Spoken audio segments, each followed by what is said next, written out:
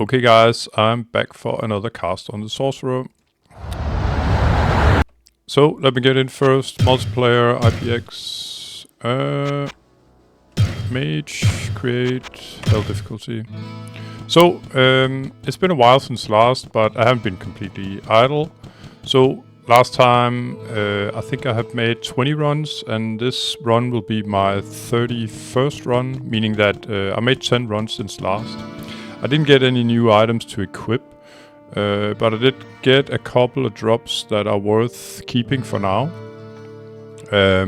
So in no specific order, and by the way, none of the items were good enough for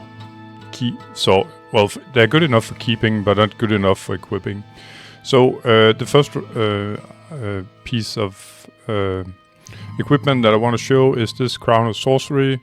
Plus 20 magic and no requirements, meaning no strength, etc. And you could say, why would you keep an item like that? And it's because the plus 20 magic is the maximum you can equip on a head slot item. I currently have this equipped, by the way, 18 magic and some resists.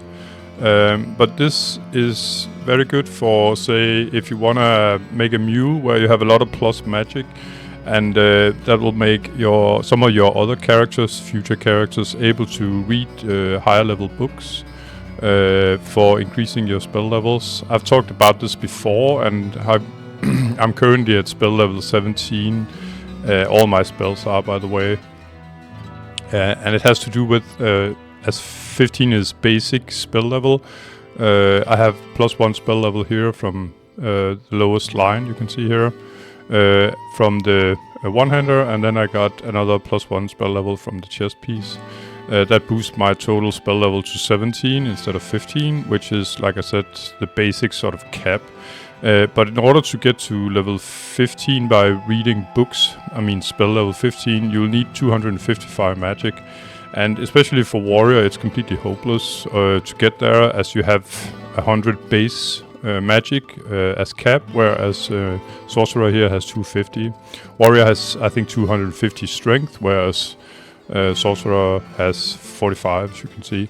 So in order for, say, a warrior to be able to read, to get as close to level 15 as possible spell level, you'll have to equip all your items with as much magic as possible. This is perfect for that purpose, with the plus 20 magic. It dropped from one of Lazarus' guardians, one of the witches by him at level 15. And then I've just found some decent items that could be used on future character projects. Dragon's Ring plus 57. It's not good enough to equip, as the 2 rings I have at the moment will offer me slightly more mana, but it's a very good stat, and it's a very rare stat, Dragon's Ring. Another ring that dropped was plus 18 to all attributes. Could be a nice booster ring for, well, both a rogue and a warrior. And then I found this one, Dragon's Amulet of Perfection. It's not a perfect amulet in any way, but for, say, a bow Amazon, it would be quite nice, getting some mana and some extra damage from the dexterity. So I'll keep it for now on mules. Just want to show them before I eventually stash them on mules. And then probably the best drop was the same, the Dream Flange number 2. It actually dropped from a chest on level, I think it was level 14.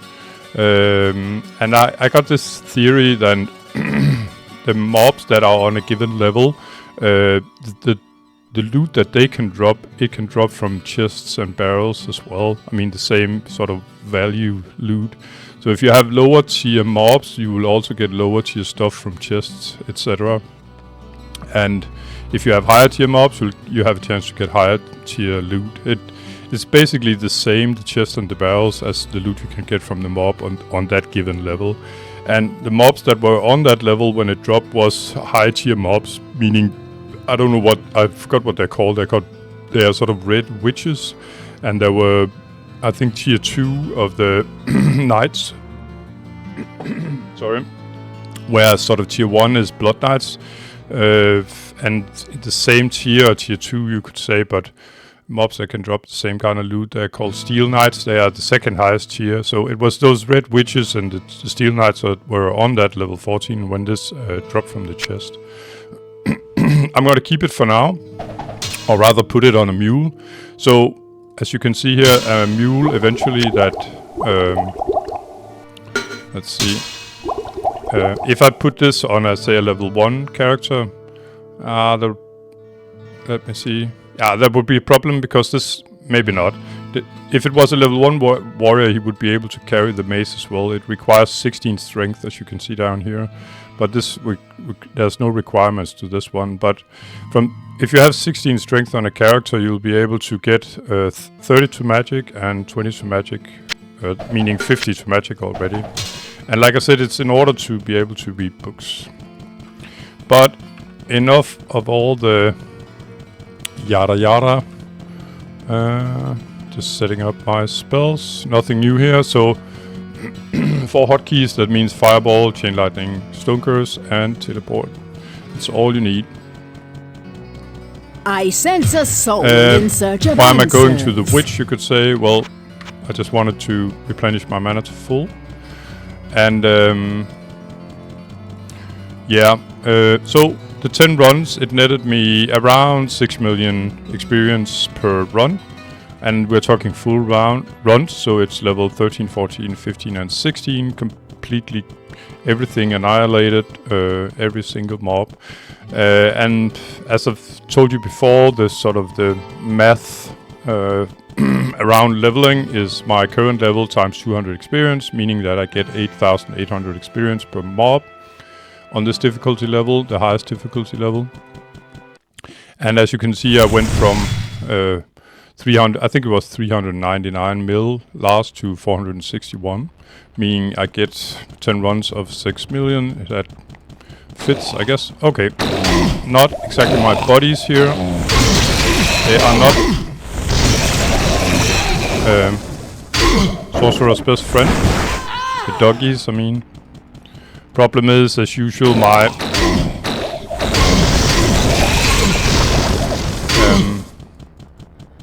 low armor class of 83 means that I'm in big trouble against melee mobs. And especially those, the dogs or the lava maws, the red ones there. Top tier doggies. As they hit very fast and very accurate, meaning that they can sort of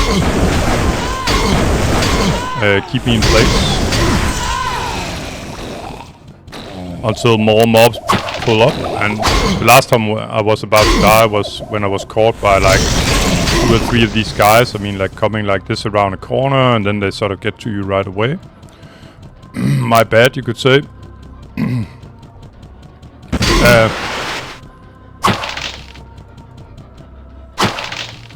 I mean, my bad that I got caught up in it. Here's a perfect example, by the way. You can see he's pretty much hitting me every single time. I'm pretty glad there wasn't more that pulled up here. Then I would have been in trouble. So what you can do against the lava maws is when they actually get to you, and they will now and then, as you just saw,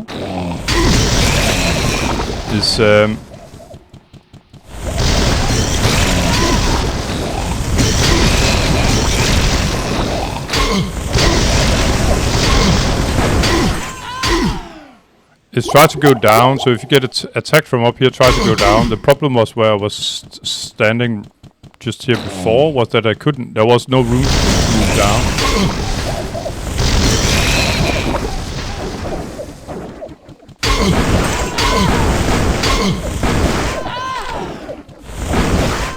So the blue witches here, they are no problem for me, of course.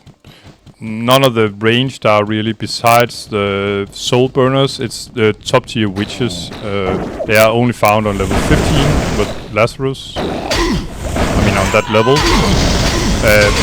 But that's the only reason why they are a problem, is that they are immune to any kind of spell damage.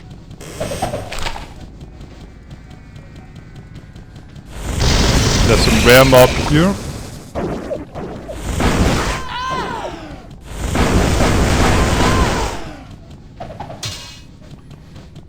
Yeah. When an item drops from a mini boss like that, I always pick it up, just curious to see what it actually is. But now, my problem with, now that I got sort of the red doggies or the lava moors, in order to make my chain lightning more efficient to them, I'm just sort of trying to clear behind me so that all my lightnings will... I'm actually always trying to do that, but it's extra important now that I have the lava moors. They are sort of a big problem to me. If they get a hold of me anyway.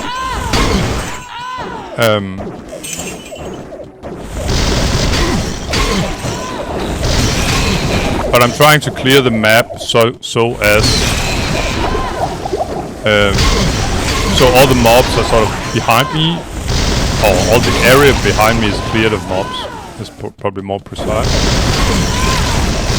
As now you can see where all the lightnings are going in the same direction.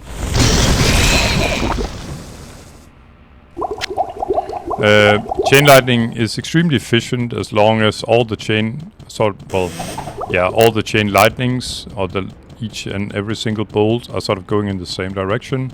If you haven't cleared everything and they're sort of going in all kinds of direction, as it'll try to hit mobs sort of 360 degrees around you, chain lightning becomes extremely weak. It's very frustrating using it.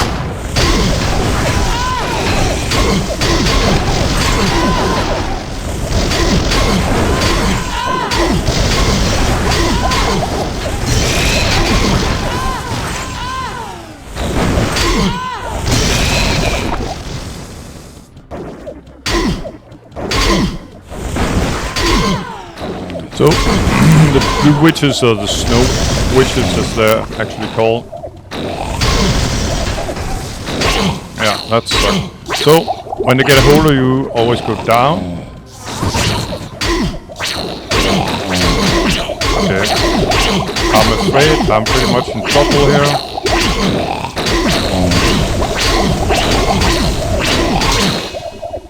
That sucked, guys. That really sucked. Okay. Goodbye, Dream Flinch. Ah, bugger. But it just goes to show that, and you can see this is the penalty of